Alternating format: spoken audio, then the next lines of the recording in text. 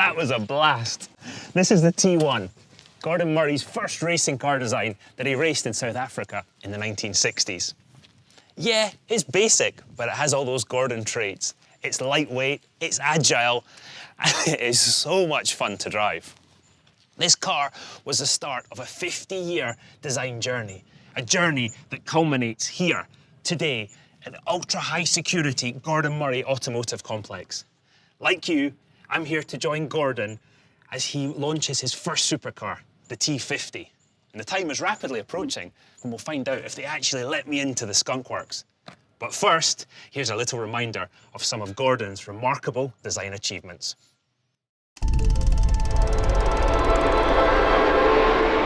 Every now and again, there is a designer who absolutely has a real single-minded vision.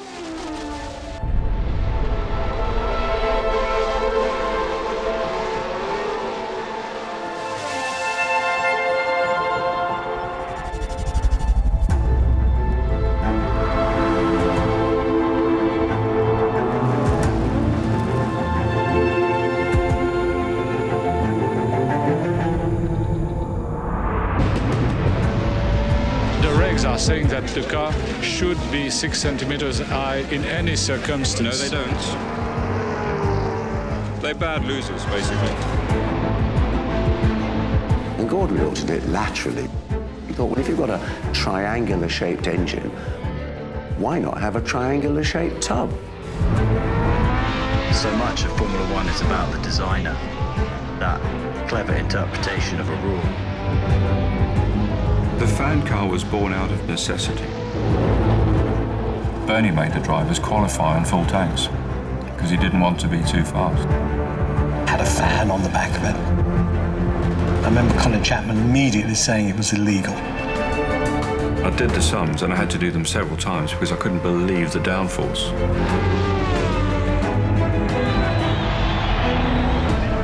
We just turned up at the first race with a car with only half fuel tank size. We were putting new tyres on halfway through the race, fueling halfway through the race. Just ran away with the races, basically. Probably the most innovative, and by that time celebrity designer within the racing car world.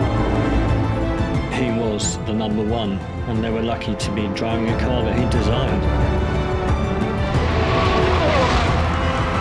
We decided we'd take this technology and translate it to a road car. And that's something that I'd harbored inside me for a long time.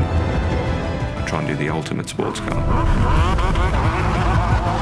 What you were buying into was the religion of Gordon Murray, of his thinking, of the quality of his thinking, of the originality of his thinking. Remember the first time he ever took me for a ride in it? He said, now, are you holding tight? I said, yeah, come on, get on. All I could say was, me. The thing was unbelievable. Le Mans, we were the first team to win it at first try.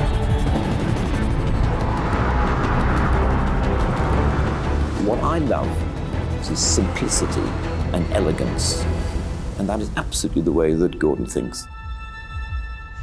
Oh, fabulous. And a lot of that history is contained in this building. So let's see if they let us in yet. Hello. Hello.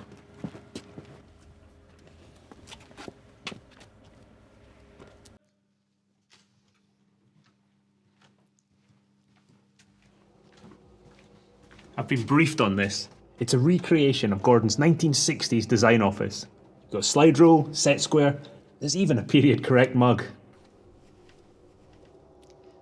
The T3, another of Gordon's early racing car designs. The Duckham's Ford, it raced at Le Mans in 1972 with Alan Decadeny behind the wheel. 680 kilograms. Gordon is, and always has been, obsessed with weight reduction. This is another of his 1972 designs, the T4. It weighs a scarcely believable 280 kilograms. I've got motorbikes that weigh more than this car. A lot of you will recognize this, the T21, better known as the Rocket. Lightweight, again, Spartan, and the most pure driving experience you can have on the road. The Brabham years have been covered as well. the 1975 BT44B. It won the German and Brazilian Grand Prix, is simply stunning. And a lot of you will recognise this. This is GMA control at T-120. Welcome to the heart of the Gordon Murray Automotive Complex. Although today, it looks more like the rehearsal space for a rock concert. Bosworth, go. Extract, go. Mermaid, go. Rubicon, we are go for launch. Okay, I hear we are ready to launch. Okay, controllers. Welcome everyone to an important moment in automotive history, the launch of the long-awaited T.50.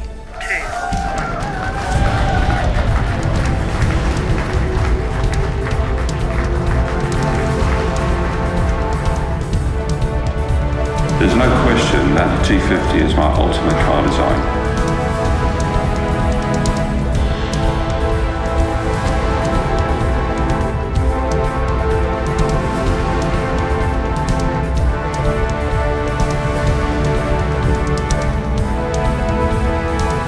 There's a fundamental difference between power to weight and weight to power ratio.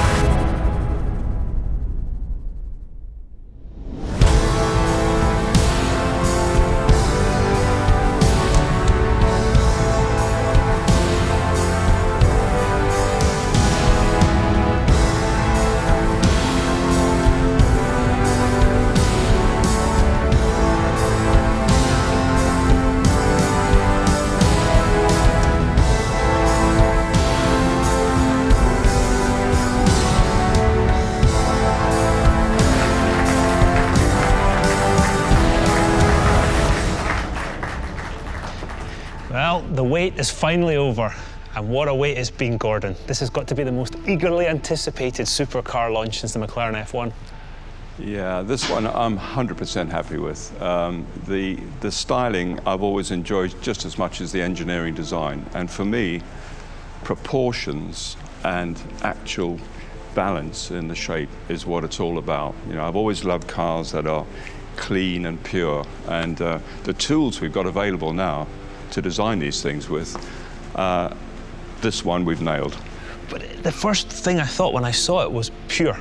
No wings, no little widget, nothing. It's just, it's beauty. It's a pure, beautiful car.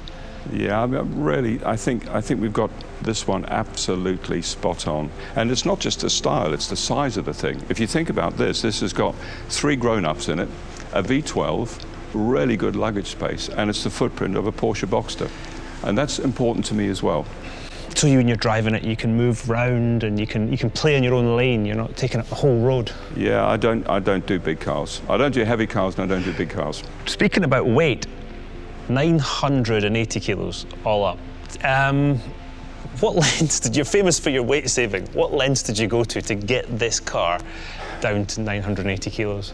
Well, the only way you can, I mean, we did a little bit of a survey, and the average supercar is over 1,400 kilos these days. And, you know, this was always going to be under 1,000 kilos, come hell or high water. The only way you get there is absolute focus, and not just on the overall design and engineering, but actually every single detail. That's the first element. The second element is you need to be in a company that doesn't have committees and layers of management, because you're never going to get a light, focused car. So those two combined together really give you something like this. I mean, most things as they get older, cars, as you say, we've seen them getting bigger and like, you know, get a bit of a middle-age spread as you go along, but you've almost just, you've just shaved it even closer now, haven't you? It's just, it's more focused than before. Well, don't forget though, I had 20 years in Formula One, and for me, car design is packaging. And boy, 20 years in Formula One, that's a good learning ground. So just shrink wrapping a beautiful shape around the basic elements in the car is something I really love doing. It took my breath away when I saw it. Yeah, good. Let's have a look. Just watch yourself on the turntable. Let's get the guys to move this around, and let's have a look at the business end at the back. I love the badge on the front. Yeah, that's 1,200 years old, that mermaid. It goes back to the old Murray family. And is it the colours of the Murray tartan? Yep, those are the three colours in the tartan. Lovely. I definitely appreciate that. So this is the business end.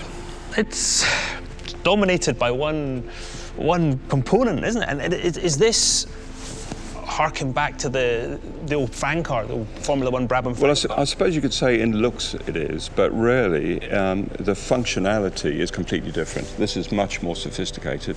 The fan car was a blunt instrument, it really was.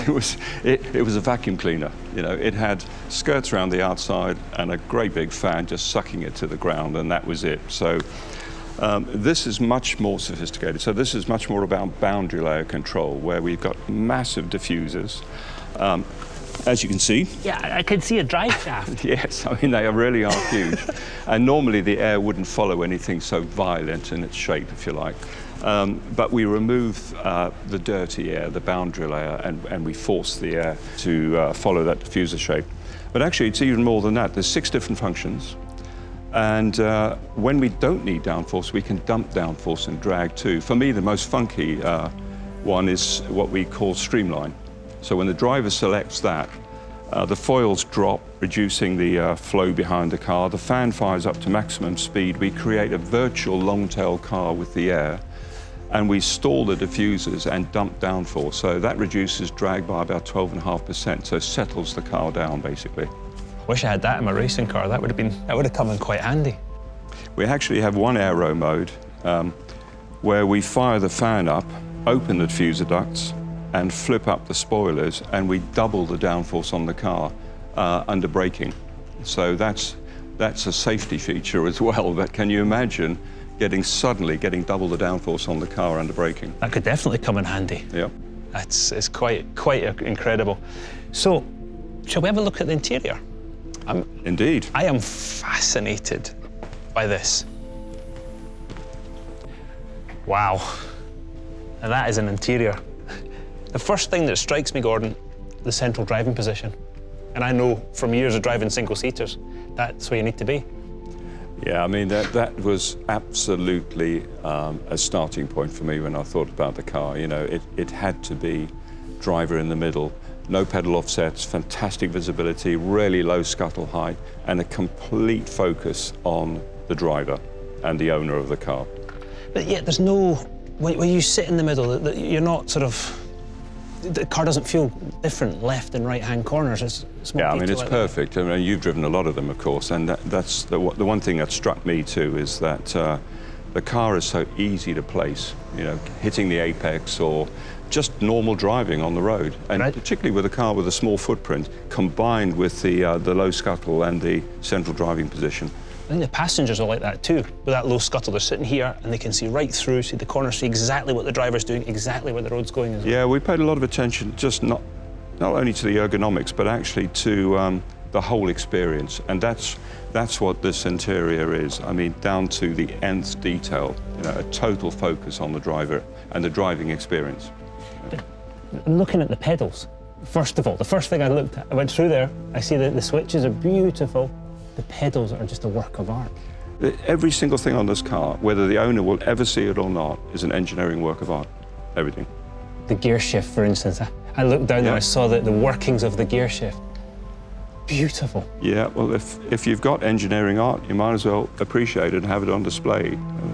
So, 6-speed manual H-pattern gearbox. Yes, that's that again is, you know, it's 100 cars, so it's back to the driving experience, having a fantastic engine, and then having a paddle shift DCT automatic transmission just doesn't gel with me.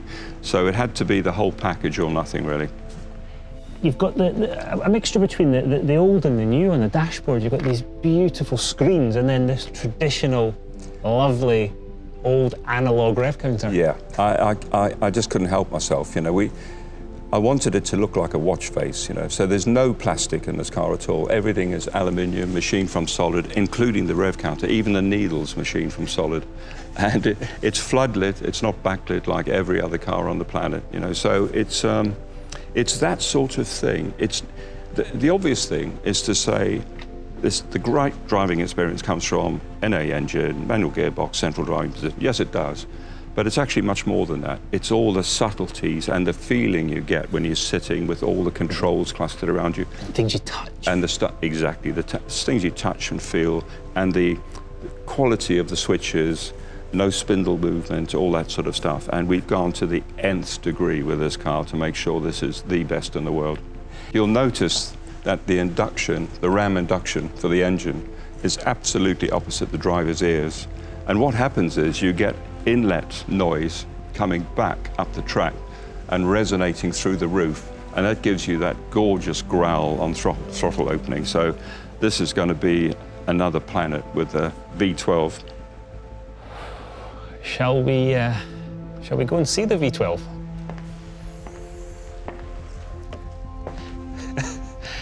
Gordon, this is a work of art. It's absolutely stunning.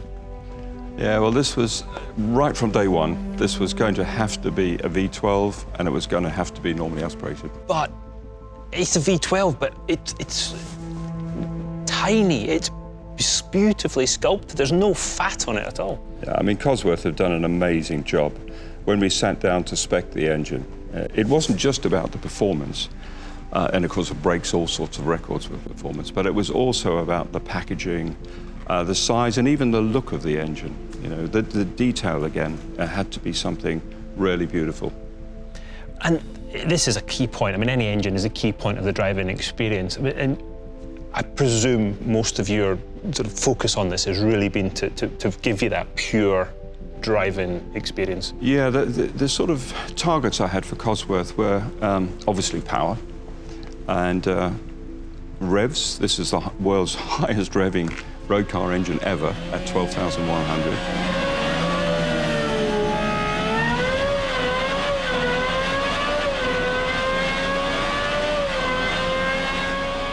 That's mighty. Yeah, it's the most power dense at 166 horsepower per litre. And most importantly, it's got the quickest engine response. That is how many revs per second. So this does 28,400 revs per second. So when you stamp your foot on the throttle, it's going to want to snap your neck off, basically. Fantastic.